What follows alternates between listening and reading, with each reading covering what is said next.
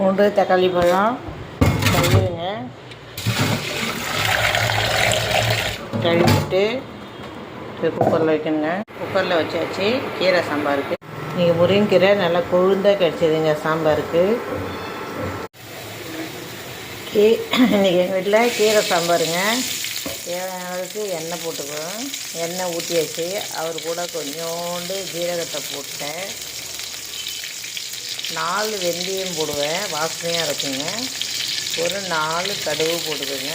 அவர் அப்படியே கொதிக்கிட்டுங்க. அவர் கொதித்தோடனே சின்ன வெங்காயமும் பெரிய வெங்காயமும் கலந்து போட்டுருக்கேன். அதை போட்டு நல்லா வெங்காயம் தக்காளியை ஒன்றா கூட போட்டுக்கலாங்க. போட்டு அவர் நல்லா ஒரு வதக்கிக்கணுங்க. சாம்பாருக்கு தேவையான அளவுக்கு உப்பை போட்டுக்கிறேங்க. போட்டு இவரையும் சேர்த்து வதக்குறேங்க. இவங்க 3 பேரும் ஒன்றா போட்டால் சீக்கிரம் வதங்கிடுவாங்க. பயிரை நல்லா கிடஞ்சிக்கிறேங்க. கிடஞ்சி அதில் ஊற்ற போகிறேங்க. சாம்பார் கீரை நல்லா வதங்கிடுச்சுங்க. இப்போ கிடஞ்சி வச்சுருக்க பயிரை இதில் ஊற்றுறேங்க. குக்கர் எண்ணத்துலேயே மாற்றிக்கணுங்க. ஒரே ஒரு ஸ்பூனு சாம்பார் தூள், மிளகாத்தூள் அரைப்போம்லங்க, ஒரே ஒரு ஸ்பூனு. தேவையான அளவுக்கு பெருங்காயத்தூள்,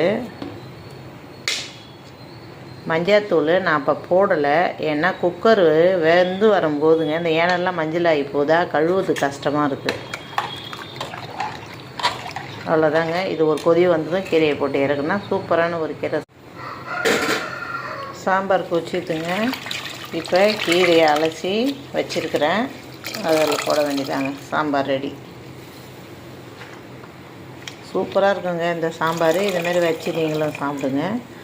எப்படியாவது நம்ம வாரத்தில் 2 நாள் முருங்கைக்கீரையை சேர்த்துக்கணுங்க. அப்போ தான் நோயிலேருந்து நம்மளை காப்பாற்றிக்க முடியுங்க. நம்ம உடம்ப நம்ம தான் பார்த்துக்கணும்.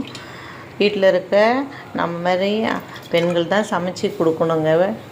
அப்போ தான் வீட்டில் இருக்கவங்க சாப்பிடுவாங்க. பால் மாறாமல் முருங்கைக்கீரையை வாரத்தில் 3 நாள் உடம்புக்கு சேர்த்துங்க. அவ்வளவும் நல்லது உடம்புக்கு. சூப்பரான ஒரு கீரை சாம்பார் ரெடி. இந்த கலர் வந்துங்க மாறக்கூடாதுங்க. சுத்தமாக சிலவங்க பார்த்தா முருங்கைக்கீரையை குக்கரில் வைக்கிறாங்கங்க. குக்கர்லாம் வைக்கக்கூடாது முருங்கைக்கீரையை, அது பவர் போயிடும்.